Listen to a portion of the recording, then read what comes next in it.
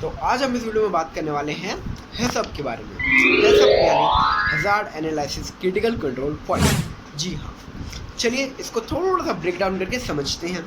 Hazard का meaning क्या होता है हिंदी में अगर हम बात करें तो उसका मतलब होता है खतरा, ठीक है। और एनालिसिस मतलब किसी भी चीज़ के बारे में पता करना।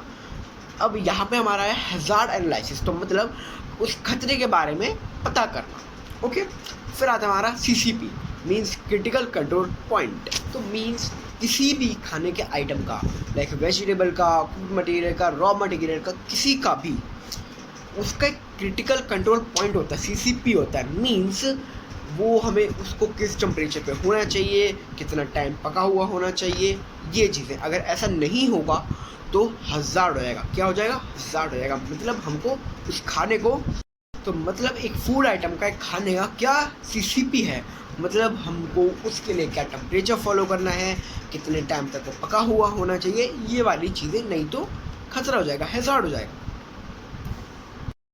तो ये मीनिंग होता है हमारे हैसअप का। और क्रिटिकल कंट्रोल पॉइंट मतलब उस खाने का कितना क्रिटिकल कंट्रोल पॉइंट होना चाहिए, कितना CCP होना चाहिए, ना उससे ज़्यादा हो ना कम होना चाहिए। चलिए, तो ना चलिए अब हम कुकिंग के बारे में बात करते हैं।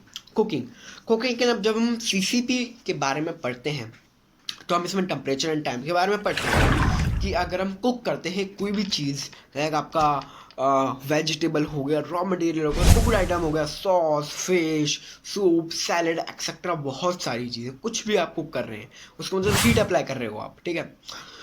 तो आपको कितना टेम्परेचर उसको रखना पड़ेगा, कितना टेम्परेचर पे आपको जो कुकिंग टेम्परेचर होता है वो होता है 75 डिग्री सेल्सियस। जी हाँ, 75 डिग्री सेल्सियस। अब लिखिए, अब हम जब CCP पढ़ते हैं तो हम टेम्परेचर एंड टाइम के बारे में पढ़ते हैं, लेकिन अब हमने यहाँ पे तो खाली टेम्परेचर। तो अब देखिए, अब यहाँ पे हमको टेम्परेचर और टाइम दोनों चीज़ों का ख्याल जो है वो रखना पड़ता है, ठीक है। अब भाई हमने टेम्परेचर जान लिया, अगर लेकिन अब हम जहाँ पे हमने बताया कि आपको, जैसे कि एक शब्द जो है आपने देखा होगा कि थर्मोमीटर लेकर रखते हैं अपने यहाँ पे, उनके रहता है, लगा हुआ रहता है, तो उससे अपन जो है उसका टाइम मीन्स टेम्परेचर चेक करते हैं। तो आपको कितनी देर तक उस थर्मोमीटर को उस खाने में रखना है, अगर ये जो है ये चीज़ है टाइम, तो टाइम वो है 30 सेकेंड्स। जी हाँ, हमको 30 सेकेंड्स तक उसको रखना है 75 डिग्री सेल्सियस पहुँचने तक। अब भाई कभी कभार ये होता है कि हमारे पास कस्टमर्स आते हैं, जो गेस्ट होते हैं, वो कहते हैं कि भाई अपन को मीडियम वेल जो है खाना चाहिए, तो आप उसको कितने टेम्परेचर पे रखेंगे? 70 डिग्री सेल्सियस पे। जी हाँ भाई यार, भाई ईशान सर ने बताया था कि भाई अगर हमको अच्छा करना है, प्रॉपर कुक करना है, तो 75 डिग्री सेल्सियस, और अगर मीडियम वेल करना है तो 70 डिग्री सेल्सियस। अब भाई हमने जो प्रॉपर कुक किया था उसका टाइम था 30 सेकेंड्स। भाई अगर हमारा यहाँ से टेम्परेचर बच जा, नॉर्मल से मीडियम वेल हम कर रहे हैं, अच्छे प्रॉपर जो हम कुक करते हैं उससे मीडियम वेल कर रहे हैं, तो हमारा टेम्परेचर बदला। जी हाँ, तुम्हारा टाइम भी तो बदलेगा यार, नॉर्मल सी चीज़ है, टाइम भी बदलेगा। जी हाँ, जब हम उसको एक प्रॉपर कुक कर रहे हैं 75 डिग्री सेल्सियस पर, तो हम 30 सेकेंड्स पकाते हैं। और जब हम उसको 70 डिग्री सेल्सियस पे खाली अपन जो है उसको कुक तक ला रहे हैं, जब तक उसका जो मतलब मीन्स हम टेम्परेचर ला रहे हैं उसको हम पकाते हैं, उसको हमको जो टेस्ट करना होगा थर्मोमीटर के थ्रू, उसको हम देखेंगे 2 मिनट्स के लिए। जी हाँ, 2 मिनट। और अगर हमें टेम्परेचर 80 डिग्री सेल्सियस चाहिए तो अपन को 1 मिनट तक उसको थर्मोमीटर का जो उसमें लगा के रखना पड़ेगा। अगर अपन को 85 डिग्री सेल्सियस चाहिए तो अपन को 5 मिनट्स तक लगा के रखना पड़ेगा। ये तो हो गया हमारी कुकिंग। अब भाई कुकिंग के भी दो मेथड्स होते हैं, ठीक है। तो अब देखिए, हमारे यहाँ पे क्या होता है, कुकिंग के दो मेथड होते हैं। एक तो क्या था भाई, हमने वही कुक करा खाने को और उसको ब्लास्ट चिलर में डाल दिया, उसमें हम क्या मेंटेन करके रखते हैं, कुकिंग टेम्परेचर। हमारा कितना कुकिंग टेम्परेचर? 75 डिग्री सेल्सियस, या। और फिर हमारा आता है एक भाई दूसरी मेथड, उसको बोलते हैं हम होल्डिंग टेम्परेचर। उसमें क्या करते हैं, हम फूड को कुक करते हैं और उसको हम बुफे में रख देते हैं। आपने देखा हो भी, आप जब होटल्स में जाते हो तो जब आप सुबह सुबह अपने रूम से निकलते हो, ब्रेकफास्ट खाते हो, ठीक है, तो वहाँ पे जो है बुफे लगा रहता है, वहाँ पे मतलब एक प्रॉपर एक कंटेनर रहता है, उसमें जो है फूड रहता है और वो एक टेम्परेचर पर सेट होता है। अब देखिए, होल्डिंग टेम्परेचर हमने बात करी, होल्डिंग मतलब नाम से समझ जाइए, होल्ड करना उस फूड आइटम के टेम्परेचर को एक प्रॉपर टेम्परेचर पे होल्ड करके रखना पूरे टाइम के लिए, कांस्टेंट, ठीक है। और जो होल्डिंग टेम्परेचर होता है कुकिंग टेम्परेचर से, जी हाँ, अलग होता है। होल्डिंग टेम्परेचर हमारा होता है 60 डिग्री सेल्सियस। अब ना यार, जब पता है, जब मैं ये चीज़ें पढ़ रहा था मेरे दिमाग में एक सवाल आया यार, कुकिंग टेम्परेचर 75 डिग्री सेल्सियस और होल्डिंग टेम्परेचर 60 डिग्री सेल्सियस क्यों है, वो भी 75 डिग्री सेल्सियस क्यों नहीं है? देखिए द थिंग इज कि जो होल्डिंग टेम्परेचर है 60 डिग्री सेल्सियस, 60 डिग्री सेल्सियस क्या होता है, अगर हम इसको इससे ऊपर ले जाते हैं तो जो होता है लाइक 60 डिग्री सेल्सियस के ऊपर जो बैक्टीरिया हमारे फूड में प्रेजेंट है वो मल्टीप्लाई नहीं हो सकते, ठीक है।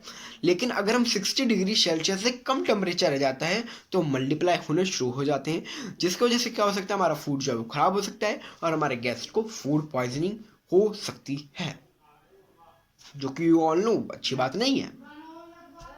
अब देखिए मैंने आपको ये तो बता दिया कि 60 डिग्री के नीचे अगर हमारा टेम्परेचर होता है तो जो हमारे बैक्टीरिया है वो मल्टीप्लाई शुरू होना हो जाते हैं, ठीक है। अब इस चीज़ को कहते क्या है सर, ये भी बता देता हूँ यार। इस चीज़ को हम कहते हैं डेंजर जोन। जी हाँ, इस चीज़ को हम कहते हैं डेंजर जोन। डेंजर जोन का टेम्परेचर क्या होता है, 50 degree Celsius to 60 degree Celsius. इसके बीच में हमारे फूड में कुछ भी लिख सकता है, फंगस या फिर खराब हो सकता है, बैक्टीरिया की ग्रोथ हो सकती है, मल्टीप्लाई हो सकते हैं बैक्टीरिया, कुछ भी हो सकता है। मीन्स डायरेक्टली इनडायरेक्टली हमारा जो फूड है वो स्पॉइल हो सकता है, ठीक है। अब चलिए अब हम बात करते हैं best temperature for multiplication of bacteria, ठीक है भाई। अब देखिए जब हम खाने को कुक करते हैं ना, फूड को कुक करते हैं, तो उसको हम 75 डिग्री सेल्सियस तक ले जाते हैं, तो मीन्स उस टाइम उसमें कोई भी बैक्टीरिया नहीं है। लेकिन अगर हम जो ये दो फैक्टर्स पे डिपेंड करता है, टेम्परेचर और टाइम, अगर हम कुछ टाइम बाद देखते हैं कि भाई उसका अगर टेम्परेचर 5 डिग्री सेल्सियस से अगर 60 डिग्री सेल्सियस तक रहता है, इसके बीच में या यहाँ तक पहुँच जाता है, तो मतलब उसमें मल्टीप्लिकेशन ऑफ बैक्टीरिया होना शुरू हो जाएगा। जी हाँ, लेकिन इसमें भी भाई एक इंपॉर्टेंट बात है, मतलब एक बेस्ट टेम्परेचर कि भाई इस पे तो होगा ही होगा, इसमें सबसे ज़्यादा मल्टीप्लिकेशन होगी बैक्टीरियाज की, 2 से 2 से 4, 4 से 8, ऐसे 8 से 16 ऐसे। तो बेस्ट टेम्परेचर होता है, नोट कर लीजिएगा भाई बहुत ध्यान से, 37 डिग्री सेल्सियस। जी हाँ, ये 37 डिग्री सेल्सियस जो है ये टेम्परेचर है जहाँ पे ये मतलब बैक्टीरिया में सबसे ज़्यादा जल्दी उनकी ग्रोथ होती है, सबसे ज़्यादा जल्दी मल्टीप्लाई हो सकते हैं। बेस्ट टेम्परेचर है फॉर मल्टीप्लिकेशन ऑफ बैक्टीरिया। यहाँ पे जो है हमारा एक और टेम्परेचर आता है जिसको हम बोलते हैं रैपिडली ग्रोथ ऑफ बैक्टीरिया। इसका क्या टेम्परेचर होता है, रैपिडली ग्रोथ ऑफ बैक्टीरिया का, ठीक है, इसका टेम्परेचर होता है 20 डिग्री टू 50 डिग्री।